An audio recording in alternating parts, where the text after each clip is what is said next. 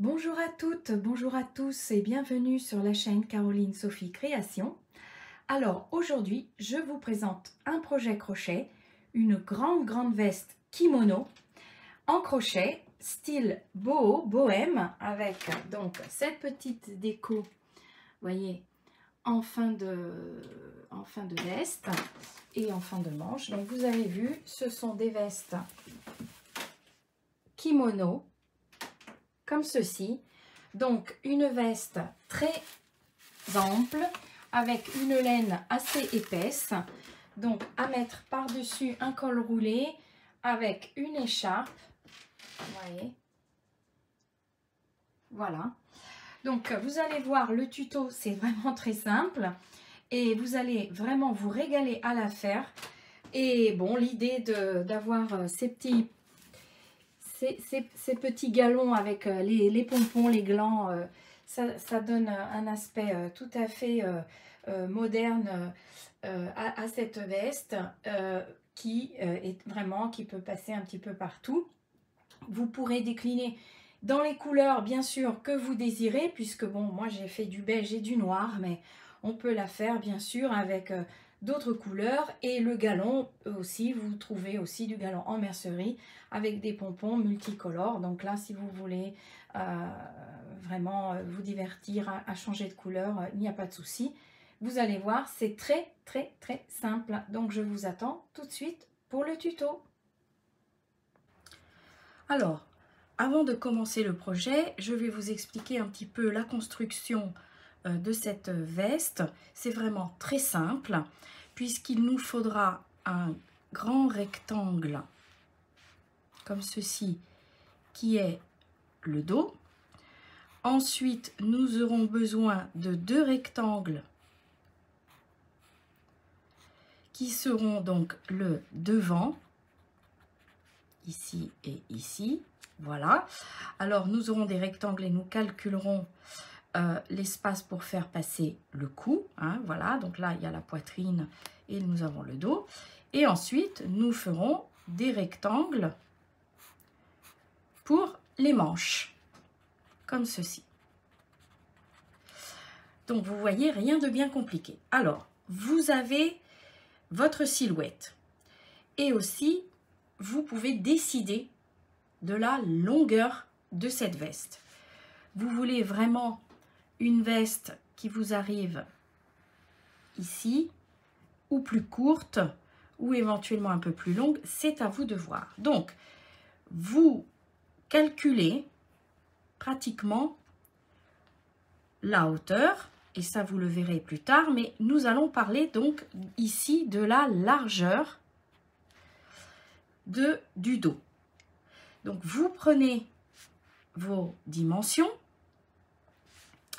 et ensuite au point le plus fort. Donc, c'est peut-être les hanches, c'est peut-être ici avec le tour donc des fesses. Si vous la voulez plus courte, c'est peut-être votre tour de poitrine. Nous sommes toutes différentes. Ou si vous le calculez pour quelqu'un, essayez de prendre vraiment une dimension standard. Tout dépend un petit peu du rendu que vous voulez. Donc, si vous avez par exemple, une dimension de tour de poitrine assez, on va dire, classique, 95, comme ceci, il est clair que vous ne faites pas un dos de 95, dans le sens qu'il faut faire 95 divisé par 2, et ça sera la mesure du dos. Non, vous devez quand même un petit peu laisser de l'amplitude. Donc, par exemple, vous pouvez mesurer ici, ou alors si c'est votre tour de hanche qui est le plus large, parce que vous voulez vraiment avoir votre veste kimono, voyez, comme ceci, bien large, qui descend, voyez, comme ceci. Alors, vous prenez cette circonférence et vous la divisez par 2. Et ensuite, vous pouvez ajouter 2 cm de chaque côté pour vraiment avoir une amplitude pour dire je fais vraiment quelque chose de large. C'est le modèle que j'ai prévu.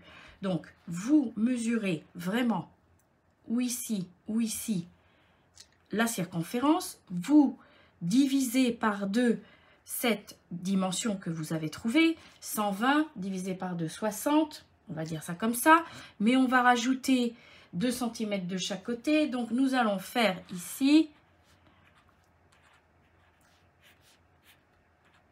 un début pour le dos de 64 cm. Voilà, en fait, vous vraiment, vous prenez les dimensions et n'hésitez pas à élargir parce que c'est le modèle un peu bohème, un peu large et pas vraiment adhérent. Mais si vous voulez cette veste kimono bien adhérente, alors vous divisez par 2, vous rajoutez 1 cm vraiment comme ceci, 1 ou 2 cm et non 4. Et voilà, vous avez quelque chose de plus adhérent. Voilà. Donc ça, c'est la construction de ce modèle qui est vraiment facile, adapté à tous les niveaux.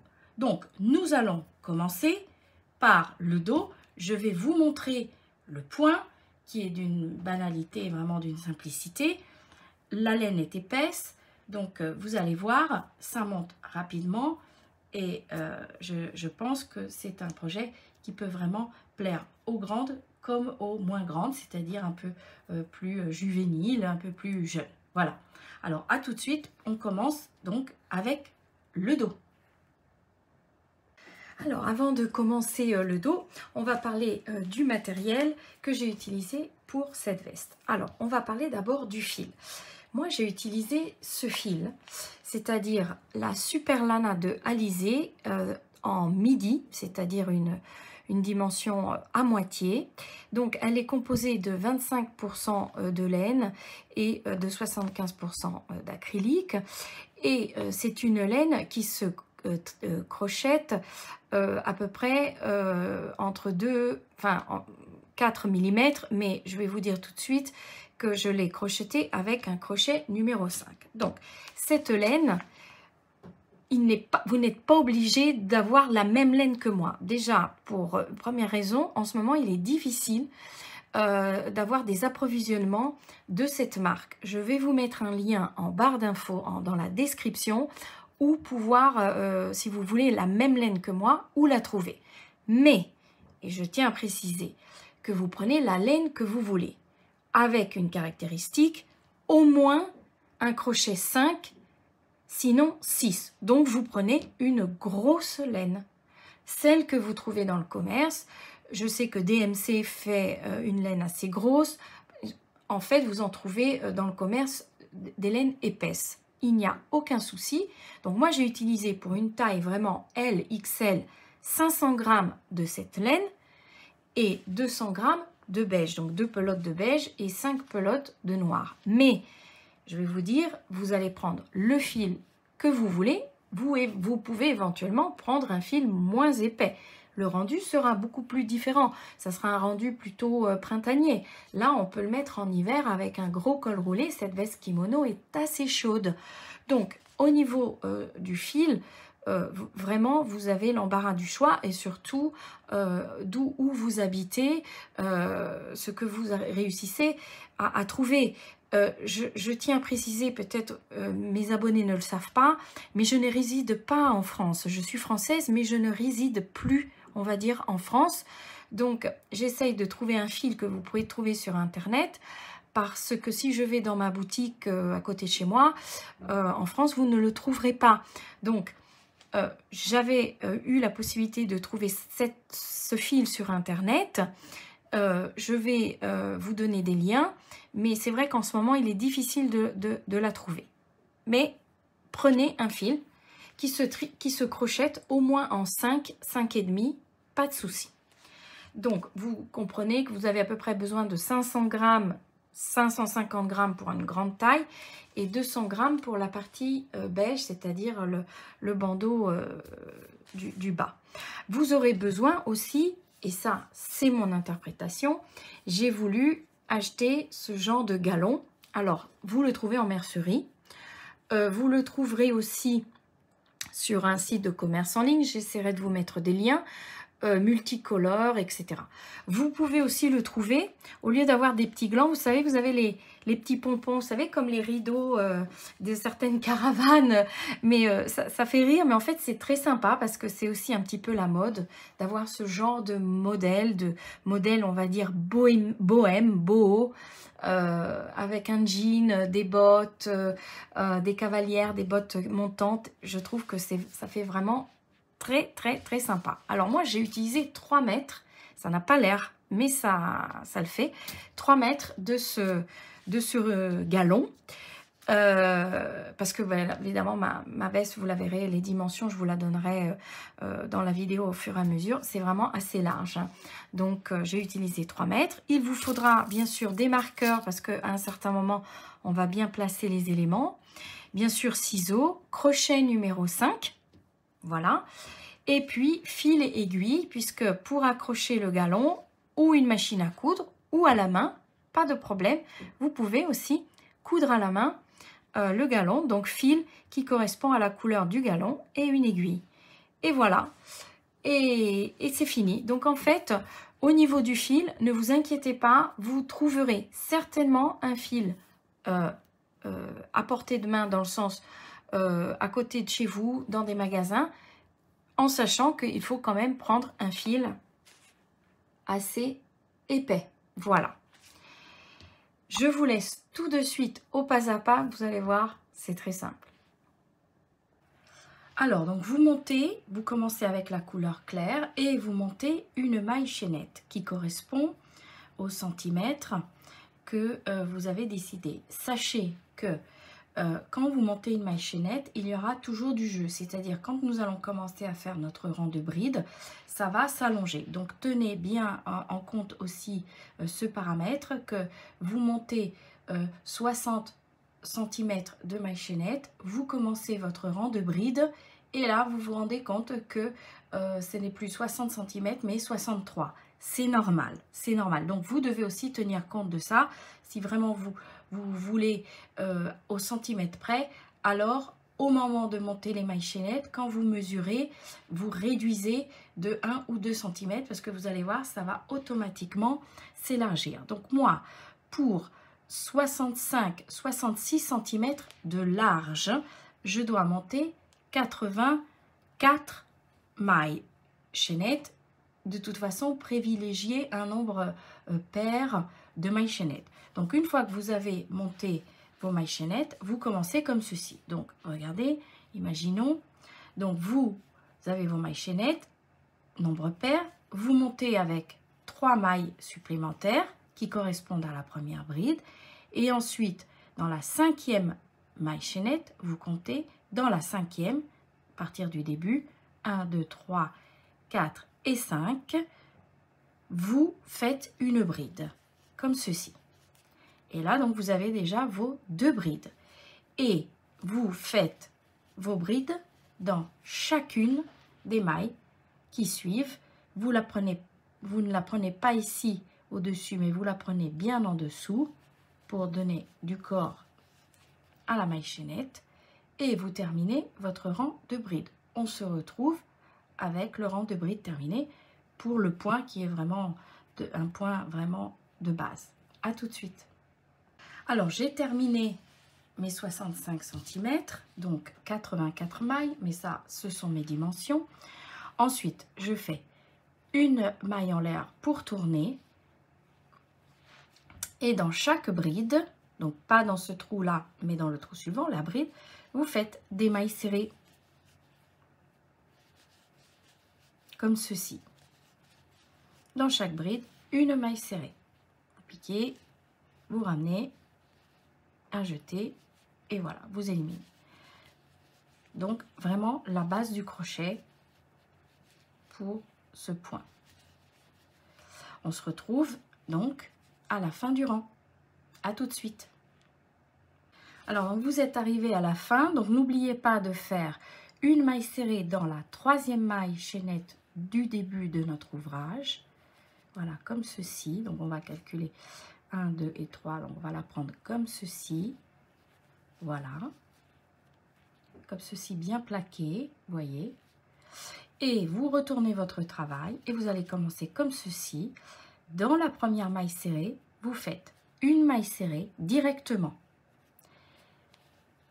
Une maille serrée et 2 mailles en l'air. Et ça correspond à une bride qui sera bien plaquée pour avoir un bord régulier.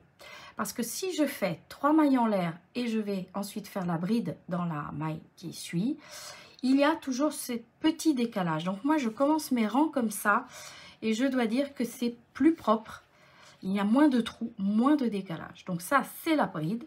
Et ensuite, vous faites des brides dans les mailles serrées. Comme ceci.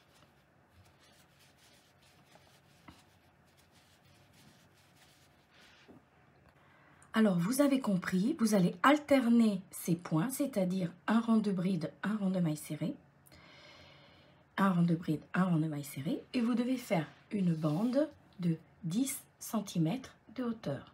On se retrouve tout de suite. Donc, vous avez atteint 10 cm à peu près, 10 cm à peu près, et vous terminez avec un rang de mailles serrées.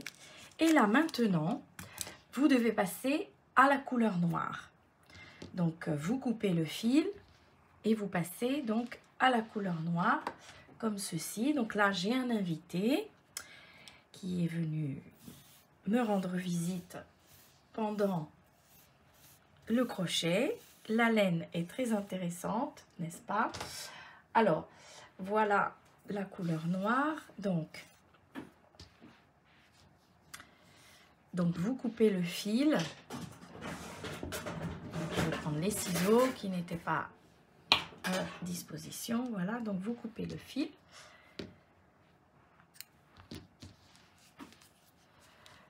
Donc, nous faisons un nœud. Comme ceci. Et vous repartez. Donc là, c'est le rang de bride. Et donc là, vous repartez avec la couleur noire. Et vous faites ce point. Donc, vous vous raccrochez ici. Donc, vous faites une boucle comme ceci.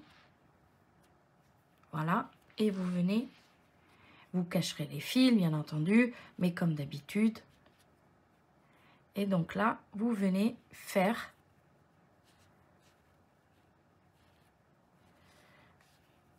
votre maille serrée et donc les deux mailles en l'air ensuite. Et ensuite, vous plaquez. Donc, vous pouvez plaquer, bien entendu, les fils. Donc, vous faites là, vous faites, pardon, les 3 mailles en l'air parce que ça sera difficile. Et ensuite, vous commencez avec les brides dans les mailles serrées, comme d'habitude. Comme ceci. Voilà. Alors, donc, vous alternez toujours les points en sachant que vous allez progresser à la hauteur que vous désirez pour arriver aux épaules, au cou. Donc là, vous faites la longueur, comme je vous l'expliquais en début de vidéo, la longueur dont vous avez besoin, qui vous correspond. Nous avons terminé pour la partie du bas en beige, mais vous verrez, nous ferons donc nos décos, nos modifications, voilà, comme ceci. Donc, vous voyez, on part sur le noir. Rien de bien compliqué. Donc, on va se retrouver pour faire le devant. Je vais vous montrer un petit peu jusqu'où je suis allée, mais ça, c'est mon style. Et nous ferons, donc je vais vous montrer pour les devants, comment affronter les devants, en sachant qu'il faudra laisser un espace libre au centre. Voilà. Donc, ça monte très vite parce que le fil est épais. Et c'est vraiment très agréable à crocheter. Voilà. Alors, nous progressons ensemble. Et on va commencer à faire les devants. À tout de suite. Alors, donc j'ai terminé le dos. Donc, vous voyez en cam, je n'arrive pas bien sûr à vous le montrer entièrement. Maintenant, vous allez faire les deux parties de devant. comment les calculer? En fonction, bien sûr, de vos dimensions. Alors, pour la hauteur du dos, moi, j'ai 65 cm. J'ai voulu cette veste un peu de 65 cm. Donc, vous pouvez bien sûr décider si vous la voulez plus longue ou plus courte. C'est une idée. Alors, vous allez mesurer votre largeur. Vous voyez, même si on fait au départ 65-66, eh bien à l'arrivée, moi, vous voyez, j'ai 70. Ça s'est élargi automatiquement, vous voyez. Ça, c'est normal, c'est à force de crocheter, ça s'élargit. Mais c'est pas grave puisque nous sommes sur quelque chose de large en kimono, donc pas de problème. Donc, qu'est-ce que j'ai fait? Il faut prendre votre mesure. Donc là, j'ai un 71. Vous prenez la moitié. Donc 35,5, moi à peu près. Et une fois que vous avez cette dimension de moitié, vous retirez 5 cm. Et comme ça, vous avez votre devant. Donc je vais vous montrer parce que j'en ai déjà préparé un. Vous faites la même chose. Le voici, il faut que je cache les fils. Vous faites exactement la même chose. Voilà, donc la moitié, elle était là. Et j'ai retiré 5 cm. Donc là, j'ai à peu près 29,5. Vous commencez avec le même nombre de rangs de la partie claire ou beige ou votre couleur que vous avez choisie. Et puis vous continuez la même hauteur. Donc là, vous regardez le nombre de rangs de brides. C'est plus facile que de mesurer. Pour ma part, c'est 25 rangs de brides. 25. Pas les mailles serrées, 25 rangs de brides. Et ici, pour la partie des 10 cm, 1, 2, 3, 4, 5, 5 rangs de brides. Mais ça, c'est ma laine et ma façon, bien sûr, de crocheter. Donc, vous faites 2 pans de devant, comme ceci, 1 et 2. On voit les poils de mon petit chat qui est venu me faire compagnie pendant le crochet. Voilà, donc, vous avez ici à faire la deuxième partie et il est normal d'avoir donc un espace libre ici. Voilà. Donc, nous nous retrouvons pour faire les coutures ici. Je tiens à préciser que vous devez terminer toujours par un rang de mailles serrées quand vous faites votre partie de dos. Ici, vous faites votre partie devant et vous voyez, j'ai terminé, on le voit bien en cam, par le rang de mailles serrées pour faciliter les coutures. Parce qu'il y a les trous, c'est plus facile. Même les brides, il y a les trous, mais c'est vrai que la maille serrée s'y prête. Donc, nous nous retrouvons pour ces coutures, ici. Et ensuite, nous ferons les manches. Vous allez voir, c'est vraiment quelque chose de très, très simple à faire. Voilà. Donc, à tout de suite pour les coutures. Alors, vous avez donc fait vos 2 pans de devant.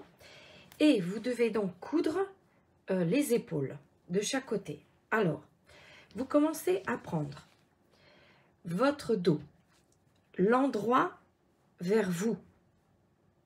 Ensuite, l'endroit du pan de ce côté-là. Donc, vous devez poser endroit contre endroit, comme ceci. Alors, comment reconnaître l'endroit? Vous regardez dans la partie claire les brides, dans quel sens elles se présentent. Alors, pour les débutantes, une bride à l'endroit, c'est comme ça.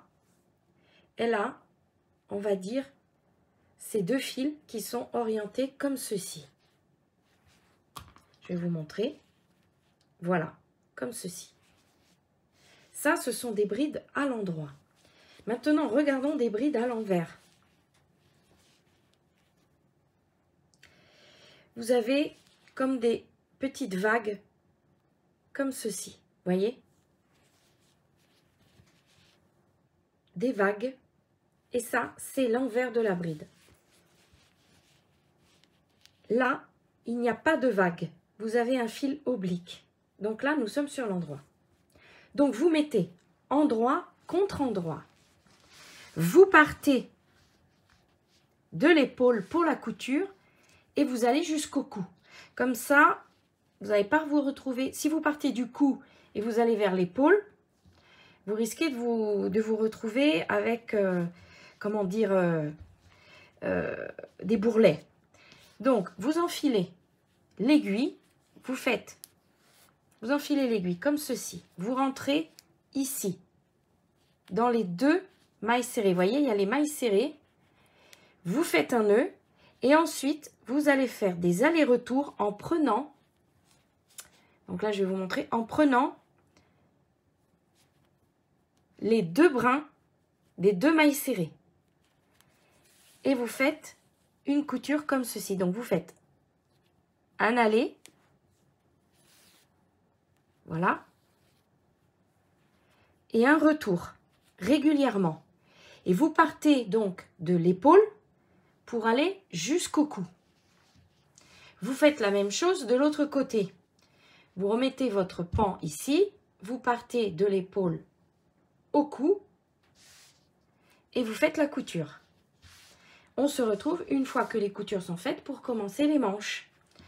Donc ça, c'est une opération délicate parce qu'il faut vraiment être précise. Alors en cam, évidemment, c'est noir, donc c'est pas évident de vous montrer. Je vais vous montrer à peu près, un peu comme ceci, voyez. Vous imaginez des mailles serrées, voilà. Donc vous prenez deux brins comme ceci, voilà. C'est la couture. Donc comme ceci, je pense que vous voyez mieux. Voilà, on se retrouve, donc vous posez ici, vous posez de l'autre côté et nous avons cet espace où nous mettrons notre cou. Voilà. Ensuite, nous allons attaquer les manches. Alors là, les coutures sur les épaules ont été faites. Vous voyez, ça c'est l'envers. Et là, nous sommes sur l'endroit. Alors maintenant, il faut penser aux manches. Donc, les manches seront faites, et là j'en ai déjà fait une, vous voyez, séparément. Donc, vous ferez la bande de couleur plus le reste de la manche. En ce qui concerne les dimensions de la manche, j'ai décidé pour une manche kimono. Alors, qu'est-ce que c'est la manche kimono? C'est une manche très large. Donc, moi, la mienne, mais vous pouvez la faire bien sûr plus étroite. J'ai décidé de faire 25 cm ici et 25 cm là, c'est-à-dire 50 cm. Donc, ma manche, elle fait 50 cm, comme ceci, puisqu'elle sera ensuite pliée en deux. Vous voyez, quand le kimono est fermé, voilà ce que ça donne.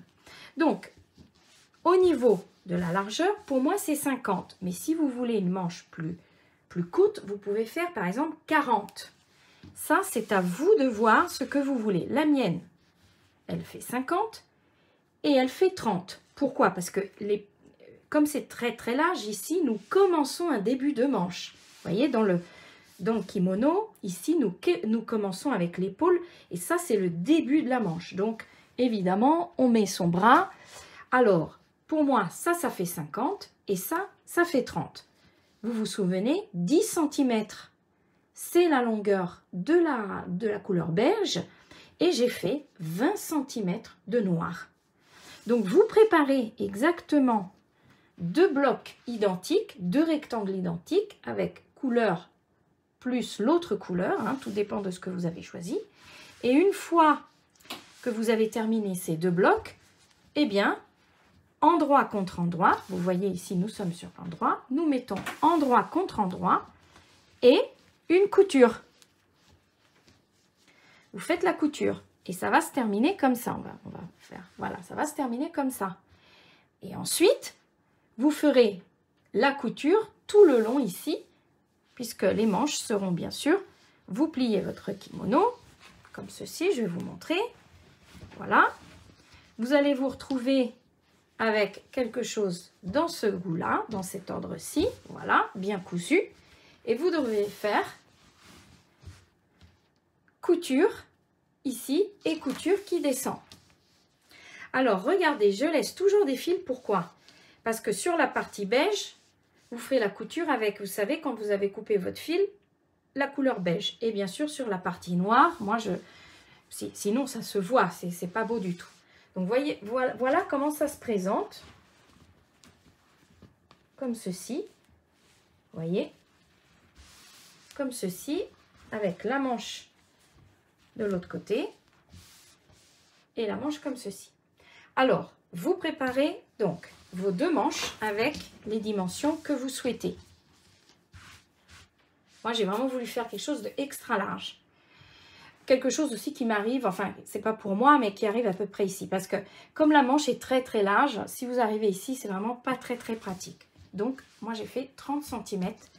Et bien évidemment, elle sera cousue à la moitié. Et ça va donner quelque chose comme ça. Vous voyez, ça donne quelque chose comme ça. Et ça suffit largement. Alors, vous préparez donc vos deux rectangles de manches. Vous les insérez aux coutures. Attention toujours, vous faites attention endroit contre endroit. Hein, donc, vous regardez si vous êtes sur l'endroit. Ici, par exemple, comme je vous avais expliqué, nous sommes sur l'envers. Parce que ça, c'est l'endroit. La bride se présente comme ceci. Voilà, donc ça, c'est aussi... Ou alors, vous mettez des marqueurs pour ne pas vous tromper. Hein, ou un fil comme ceci pour marquer l'endroit. Et on se retrouve donc pour la partie finale, la partie déco de cette veste kimono.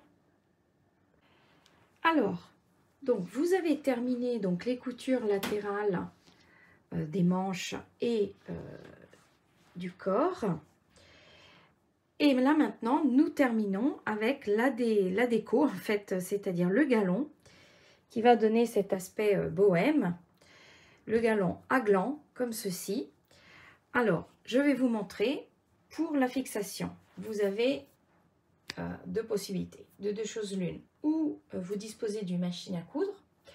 Alors, dans ces cas-là, vous enfilez le fil supérieur en noir et le fil inférieur en beige. Vous faites des points larges de 4, vraiment 4 ou 5 avec votre machine. Vous réglez sur 4, 5.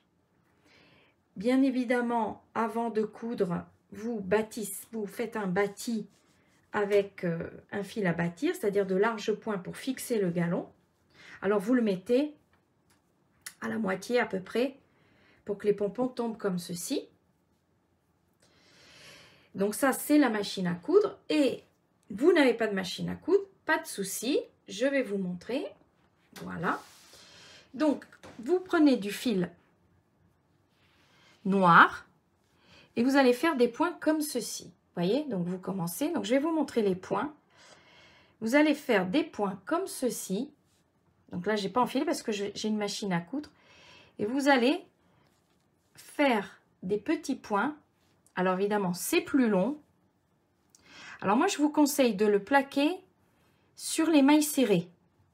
C'est plus, comment dire, ça va se tenir un peu plus. Donc, vous le plaquez ici sur le bas, ou vous le plaquez un peu plus haut. Moi, je le plaque un petit peu plus haut, voyez. Je vais dézoomer, vous allez comprendre. Donc, sur les mailles serrées ou sur le rang de mailles serrées comme ceci, ou un peu plus haut comme ceci. Voilà. Et maintenant, donc là, rezoom. Et là, maintenant, vous allez faire donc des points. Donc, vous piquez dans les mailles serrées comme ceci et vous faites des petits points avec un fil double pour que ça tienne bien. Je vous déconseille la laine, il est mieux de prendre un fil à couture, vous le mettez double ou triple et là vous commencez vos points comme ceci et vous faites tout le tour et là vous n'avez pas besoin de bâtir parce que vous guidez avec votre main, vous guidez au fur et à mesure. Il faut bâtir par contre pour la machine à coudre, sinon on risque de faire des coutures qui ne sont pas droites. En ce qui concerne donc la fin du galon, vous la pliez comme ceci et vous faites des points d'arrêt déjà à la main. Comme ça, vous préparez le début du galon et vous le fixez comme ceci, vous voyez, tout le long. Vous le faites en bas et vous le faites le tour des manches. Comme ceci. Alors, vous allez peut-être trouver un autre type de galon. Vous pouvez mettre les galons à pompons, etc. Voilà. Mais c'est ce qui fait l'originalité de ce projet, vous voyez. Donc, je vais vous montrer. Je vais le fixer en même temps que vous, parce que moi, je fais toujours les projets en même temps. Rien n'est préparé comme ceci, vous voyez.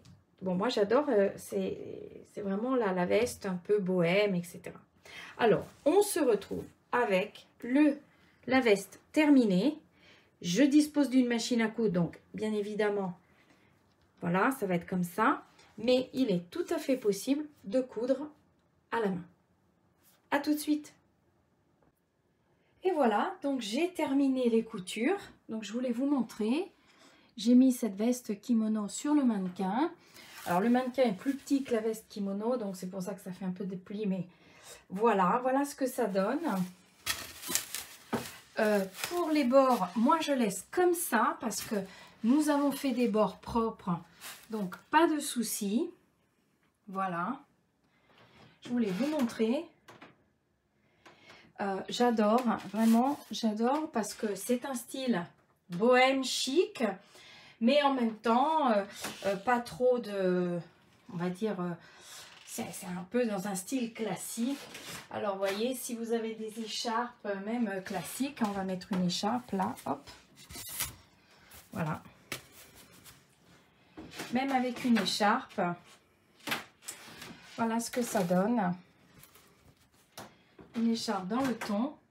Voilà. Alors, c'est une veste assez épaisse, donc en dessous, un col roulé. Voilà. Voilà, j'espère que ça vous plaît. On va se retourner, excusez-moi, le parquet grince dans mon atelier. Voilà, vous voyez derrière ce que ça donne. Voilà. Alors, j'espère que ce projet vous a plu. Vous avez vu, c'est très facile. Donc moi, je vous dis à bientôt. Je vous remercie et je vous dis à bientôt pour un nouveau tuto.